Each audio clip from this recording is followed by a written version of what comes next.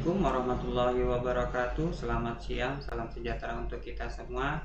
Pertama-tama marilah kita panjatkan puji dan syukur kehadiran Allah Subhanahu wa taala yang mana sampai dengan saat ini kita masih diberikan begitu banyak nikmat, terutama adalah nikmat iman, kesempatan dan kesehatan, sehingga pada kesempatan yang berbahagia ini kita kembali bisa meneruskan materi untuk mata kuliah manajemen perbankan. Selawat beriring salam tak lupa pula untuk junjungan kita Nabi besar Muhammad Sallallahu Alaihi Wasallam dengan mengucapkan Allahumma sholli ala Sayyidina Muhammad wa ala ali Sayyidina Muhammad.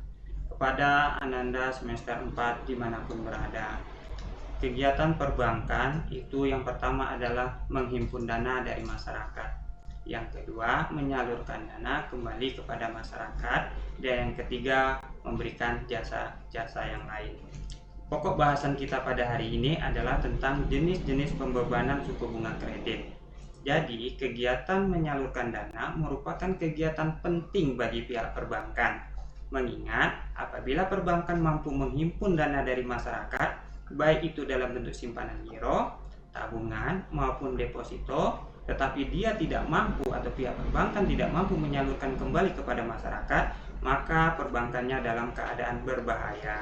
Mengingat simpanan giro, simpanan tabungan, dan deposito itu ada namanya tingkat suku bunga simpanan. Ini merupakan beban bagi pihak perbankan, sehingga mereka wajib menyalurkan kepada masyarakat baik dalam bentuk kredit bagi bank konvensional ataupun dalam bentuk pembiayaan bagi bank syariah, dengan mengingat kalau bank konvensional ada namanya tingkat suku bunga pinjaman, di mana tingkat suku bunga pinjaman harus lebih tinggi dibandingkan tingkat suku bunga simpanan sehingga perbankan memperoleh keuntungan. Apa itu kredit? Berdasarkan Undang-Undang Nomor 10 Tahun 1998, yang dimaksud dengan kredit adalah penyediaan uang atau tagihan yang dapat dipersamakan dengan itu berdasarkan persetujuan atau kesepakatan pinjam meminjam antara bank dengan pihak lain yang mewajibkan pihak peminjam melunasi hutang setelah jangka waktu dengan pemberian bunga. Jadi, kredit berdasarkan jangka waktu itu dapat kita bagi atas 3. Pertama, kredit jangka pendek itu maksimal 1 tahun atau di bawah 1 tahun, kredit jangka menengah 1 sampai dengan 3 tahun, dan kredit jangka panjang di atas 3 tahun. Contoh kredit jangka panjang antara lain adalah kredit pemilikan rumah atau KPR, itu biasanya antara 10 sampai dengan 15 tahun. Yang kita bahas selanjutnya adalah jenis-jenis pembebanan suku bunga kredit. Ada 3 metode yang biasanya kita pelajari. Yang pertama, flat rate. Yang kedua, sliding rate. Dan yang ketiga, floating rate.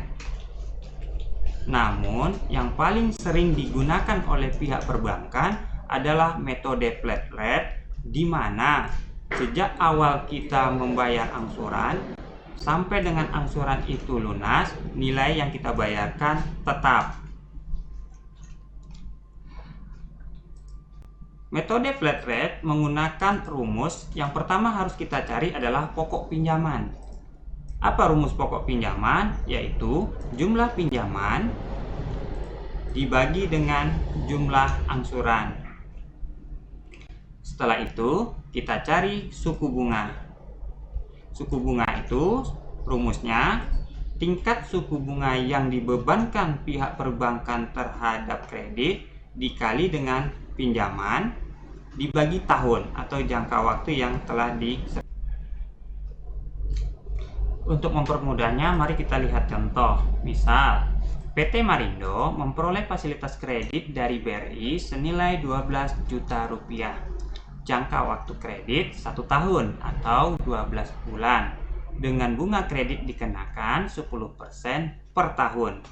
Pertanyaannya, berapakah jumlah angsuran per bulan yang dibayarkan oleh PT Marindo jika BRI menggunakan metode flat rate? Maka dapat kita jawab, yang pertama kita cari adalah pokok pinjaman dengan rumus pokok pinjaman dibagi dengan jumlah angsuran. Pokok pinjaman kita masukkan nilainya 12 juta rupiah dengan jumlah angsuran 1 tahun berarti 12 bulan. Sehingga 12 juta dibagi dengan 12 diperolehlah angka pokok pinjaman sebesar 1 juta rupiah. Kemudian kita mencari suku bunganya, di mana rumusnya adalah persentase tingkat suku bunga yang telah ditetapkan oleh pihak Bank BRI dikali dengan pinjaman dibagi dengan tahun, di mana berdasarkan soal tadi tingkat suku bunganya adalah 10% dikalikan dengan 12 juta dibagi dengan 12 bulan, sehingga diperolehlah suku bunganya sebesar Rp100.000. Jadi jumlah angsurannya adalah pokok pinjaman 1 juta rupiah, suku bunganya Rp100.000, sehingga jumlah angsuran per bulan sebesar Rp1.100.000. Inilah jumlah angsuran yang akan kita bayarkan per bulannya. Untuk mempermudahnya, berapa totalnya kita buat dalam bentuk tabel sebagai berikut. Kita buat tabel perhitungan angsuran pinjaman PT Marindo dengan metode flat rate. Kita buat kolom bulan, ada sisa pinjaman, pokok pinjaman, bunga, dan angsuran. Kita mulai dari bulan pertama hingga bulan ke-12. Dari tabel dapat kita lihat bahwa jumlah pokok pinjaman kita sebesar 12 juta rupiah, bunga yang kita bayarkan selama 12 bulan sebesar Rp1.200.000, sehingga total yang kita bayarkan atau yang kita kembalikan adalah Rp13.200.000. Ini merupakan metode flat rate, di mana Anda dapat lihat dari bulan pertama hingga bulan ke-12 jumlah angsurannya tetap sebesar Rp1.100.000. Ini yang pertama, metode flat rate. Kita masuk metode yang kedua, yaitu metode sliding rate, di mana debitur membayarkan jumlah angsuran semakin lama semakin menurun. Kenapa bisa menurun? Karena bunganya kita kalikan dengan sisa pinjaman. Untuk mempermudahnya, langsung saja kita lihat contoh. PT Marindo memperoleh fasilitas kredit dari BRI senilai 12 juta. Jangka waktu kredit adalah 1 tahun atau 12 bulan. Bunga kredit dikenakan 10% per tahun. Pertanyaannya, berapakah jumlah angsuran per bulan yang dibayarkan oleh PT Marindo jika BRI menggunakan metode sliding rate? Maka dapat kita jawab, hal pertama yang kita cari adalah pokok pinjamannya, 12 juta, kita bagikan dengan 12 bulan, maka diperolehlah pokok pinjaman sebesar Rp1 juta. Langkah selanjutnya kita mencari suku bunga dengan menggunakan sisa pinjaman sebagai berikut. Maka kita cari dulu bunga pada bulan pertama, sehingga 10% kita kalikan dengan Rp12 juta, kita bagi dengan 12 bulan, diperolehlah angka sebesar Rp100.000.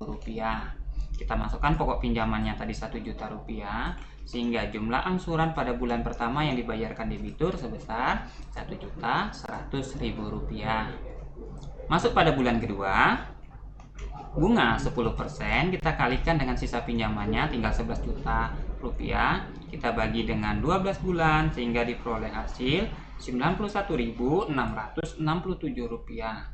Kita masukkan pokok pinjamannya tadi Rp1 juta, sehingga jumlah angsuran bulan kedua yang dibayarkan debitur sebesar Rp1.991.667. Masuk pada bulan ketiga, bunga sebesar 10%, kita kalikan dengan sisa pinjamannya Rp10 juta, kita bagi dengan 12 bulan, sehingga diperoleh hasil Rp83.333. Kita masukkan pokok pinjamannya tadi Rp1 juta, sehingga jumlah angsuran yang dibayarkan debitur pada bulan ketiga sebesar Rp1.083.333. Untuk bulan keempat, bunga 10% kita kalikan dengan sisa pinjamannya Rp9 juta, kita bagi dengan 12 bulan sehingga diperolehlah angka sebesar Rp75.000. pokok pinjamannya 1 juta, sehingga jumlah angsuran pada bulan keempat menjadi Rp1.075.000. Bulan kelima, bunga 10% kita kali dengan sisa pinjamannya 8 juta rupiah, kita bagi 12 bulan sehingga diperoleh hasil Rp66.667. Pokok pinjamannya 1 juta rupiah, sehingga jumlah angsuran pada bulan kelima yang dibayarkan debitur menjadi Rp1.066.667. Untuk bulan keenam, bunga 10% kita kalikan sisanya tinggal 7 juta rupiah, kita bagi dengan 12 sehingga diperoleh hasil Rp55.333. Pokok pinjamannya 1 juta, sehingga jumlah angsuran pada bulan ke-6 yang dibayarkan oleh debitur sebesar Rp1.058.333. Masuk pada bulan ke-7, bunga 10% kita kalikan sisa pinjamannya 6 juta, kita bagi 12 hingga diperoleh hasil Rp50.000. Pokok pinjamannya 1 juta, sehingga jumlah angsuran pada bulan ke-7 menjadi Rp1.050.000. Untuk bulan ke-8, bunga 10% dikali dengan sisa pinjamannya 5 juta rupiah, kita bagi dengan 12 bulan sehingga jumlah bunga pada bulan ke-8 sebesar Rp41.667. Pokok pinjamannya 1 juta, sehingga jumlah angsuran pada bulan ke-8 sebesar Rp1.041.667. Masuk untuk bulan ke-9, bunga 10% kita kali dengan sisa pinjamannya 4 juta, kita bagi dengan 12 bulan sehingga jumlahnya menjadi Rp33.333. Sedangkan pokok pinjamannya 1 juta, sehingga jumlah angsuran pada bulan ke-9 yang dibayarkan oleh debitur menjadi Rp1.033.333. Untuk bulan ke-10, bunga 10% dikalikan sisanya tadi tinggal 3 juta, kita bagi dengan 12 sehingga diperoleh hasil Rp25.000. Pokok pinjamannya kita masukkan 1 juta, sehingga jumlah angsuran yang dibayarkan debitur pada bulan ke-10 adalah Rp1.025.000. Pada bulan ke-11, bunga 10 juta dikalikan bunga 10% dikalikan dengan sisa pinjamannya 2 juta rupiah, kita bagi dengan 12 bulan sehingga hasil yang diperoleh adalah Rp16.667. Pokok pinjamannya tadi 1 juta rupiah, sehingga jumlah angsuran pada bulan ke-11 yang dibayarkan oleh debitur menjadi Rp1.016.667. Untuk bulan terakhir atau yang bulan ke-12, bunga 10% kita kalikan dengan sisa pinjamannya tinggal 1 juta, kita bagi dengan 12 bulan sehingga diperoleh hasil Rp8.333. Kita masukkan pokok pinjaman 1 juta rupiah sehingga jumlah angsuran bulan ke-12 menjadi Rp1.8.333. Untuk mempermudahnya, berapa total yang kita bayarkan dengan sistem metode sliding rate, maka dapat kita bentuk atau kita buat tabel perhitungan angsuran pinjaman PT Marindo dengan metode sliding rate. Tetap kita gunakan ada bulan, sisa pinjaman, pokok pinjaman, kemudian bunga dan angsuran. Dari tabel dapat kita lihat bahwa pokok pinjamannya sebesar 12 juta rupiah, kemudian bunganya itu semakin lama semakin menurun. Dapat Ananda lihat pada bulan pertama kita membayar bunga itu sebesar Rp100.000, tetapi pada bulan ke-12 bunga yang kita bayarkan menurun sehingga menjadi Rp8.333. Angsurannya juga dari bulan pertama hingga bulan ke-12 nilainya juga menurun sehingga total yang kita bayarkan menjadi Rp12.650.000. Ini untuk metode. Masuk pada metode yang ketiga, yaitu floating rate. Jadi pada metode floating rate ini jumlah angsuran yang dibayarkan oleh debitur itu terkadang bisa naik, terkadang bisa turun. Apa yang menyebabkan? Ya tergantung pada tingkat suku bunga yang berlaku. Pada saat suku bunganya naik, maka jumlah angsuran yang dibayarkan oleh debitur juga akan naik. Sebaliknya, pada saat tingkat suku bunganya mengalami penurunan, maka jumlah angsuran yang dibayarkan pun jumlahnya akan berkurang. Untuk lebih jelasnya, kita langsung saja masuk pada contoh. Misal, PT Marindo memperoleh fasilitas kredit dari BRI senilai 12 juta rupiah. Jangka waktu kredit adalah 1 tahun atau 12 bulan. Pertanyaannya, berapa jumlah angsuran per bulan yang dibayarkan oleh PT Marindo jika BRI menggunakan metode floating rate dengan asumsi tingkat suku bunga sebagai berikut. Pertama, bulan pertama sampai dengan keempat suku bunganya 14% per tahun. Kedua, bulan kelima sampai dengan ke-8 suku bunganya 12% per tahun. Ketiga, bulan ke-9 sampai dengan ke-12 suku bunganya 10% per tahun. Maka dapat kita jawab, yang pertama kita cari adalah pokok pinjamannya. Sama dengan metode sebelumnya, 12 juta kita bagi dengan 12 bulan, diperolehlah pokok pinjaman sebesar 1 juta rupiah. Kemudian kita cari suku bunga atau angsuran yang dibayarkan debitur dengan metode floating rate. Karena tingkat suku bunga floating rate itu dari bulan pertama hingga bulan keempat nilainya sama, maka bunga 14% dikali dengan 12 juta rupiah dibagi 12, diperolehlah bunga sebesar 140.000 rupiah. Pokok pinjamannya 1 juta rupiah, sehingga jumlah angsuran pada bulan ke-1 atau pertama, kedua, ketiga, dan keempat yang dibayarkan debitur sebesar 1.140.000. Untuk bulan kelima, 6, 7, dan 8 dapat kita cari sebagai berikut. Bunga sebesar 12%, kita kali dengan 12 juta rupiah, kita bagi dengan 12 bulan, maka diperoleh angka sebesar 120.000 rupiah. Kita masukkan pokok pinjamannya sebesar 1 juta rupiah, sehingga jumlah angsuran pada bulan kelima, ke-6, ke-7, dan ke-8 menjadi sebesar 1.120.000 rupiah. Untuk bulan ke-9, ke-10, ke-11, dan ke-12 kita dapat cari bunganya sebesar 10% dikali dengan 12 juta rupiah, kita bagi dengan 12 bulan, sehingga diperolehlah bunga sebesar 100.000 rupiah.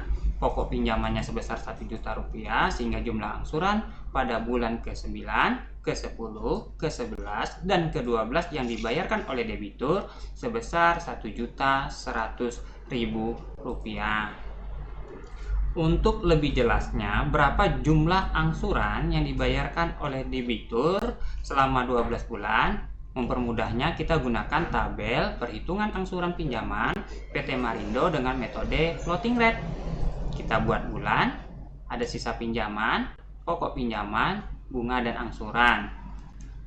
Dari tabel dapat kita lihat pokok pinjamannya selama 12 bulan 12 juta rupiah, bunganya itu 1.440.000 rupiah, sehingga total angsuran yang kita bayarkan atau yang debitur bayarkan menjadi 13.440.000 rupiah. Inilah metode yang digunakan oleh pihak perbankan untuk menentukan perhitungan tingkat suku bunga kreditnya. Bagi Ananda untuk memperdalam dan memahami tentang pembebanan suku bunga kredit, ada baiknya untuk mengerjakan latihan. Apabila sudah bisa, sering-seringlah untuk diulang. Adapun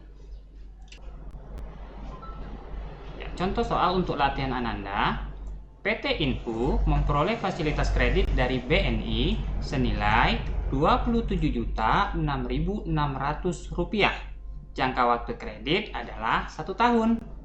Pertanyaannya, 1. Berapa jumlah angsuran per bulan yang dibayarkan oleh PT Info jika BNI menggunakan metode flat rate dengan asumsi tingkat suku bunga 19%? Kedua, berapa jumlah angsuran per bulan yang dibayarkan oleh PT Info PT Inhu jika BNI menggunakan metode sliding rate dengan asumsi tingkat suku bunga sama 19%.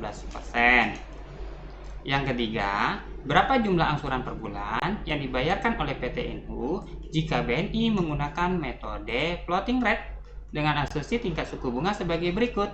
Pertama, bulan 1 sampai dengan ke-4 suku bunganya 19%. Kedua, bulan ke-5 sampai dengan ke-8 suku bunganya 15%. Bulan ke-9 sampai dengan ke-12 suku bunganya 16%. Selamat mengerjakan. Apabila masih ada keraguan terhadap materi yang telah disampaikan, Ananda dapat menghubungi nomor WA saya, WA-nya Pak Hermanto ataupun WA-nya Pak Said pada jam kerja mulai dari pukul 8 pagi sampai dengan pukul 5 sore. Selamat mengerjakan. Akhir kata saya mengucapkan wabillahi taufik wal hidayah. Wassalamualaikum warahmatullahi wabarakatuh.